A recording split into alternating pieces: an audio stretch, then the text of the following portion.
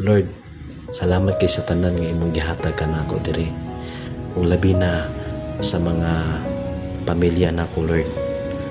Nga ako ang asawa, akong anak, akong mama, papa, ug akong mga igsoon.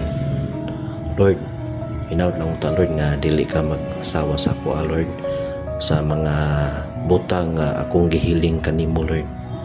Sana po nga hindi po kayo magsawa sa akin. At sana lang karong tuig na 2026, Lord, sana ganun pa rin. Salamat sa taong na ayaw sa akin, yung taong nagmamahal po sa akin. Salamat po sa inyo. Ganito man yung buhay natin .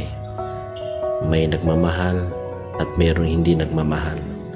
Kaya, Lord, ikaw yung inspirasyon ko, Lord, sa lahat ng mga bagay na kung anong narating ko sa buhay, Lord.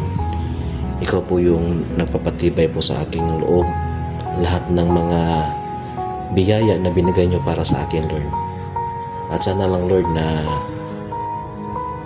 protektahan nyo po ako, at lalo na sa mga pamilya ko, yung mga kapatid ko, Lord, tsaka yung mga anak ko.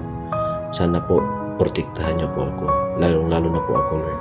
Kung saan man ako magpunta ngayon, Lord, kayo na pong bahala sa akin. Sana po hindi po kayo magsasawa. I love you, Lord. Thank you sa lahat ng biyaya na binigay nyo para sa akin. Kaya isa lang masasabi ko sa inyo, Lord, maraming salamat po. In Jesus' name, Amen.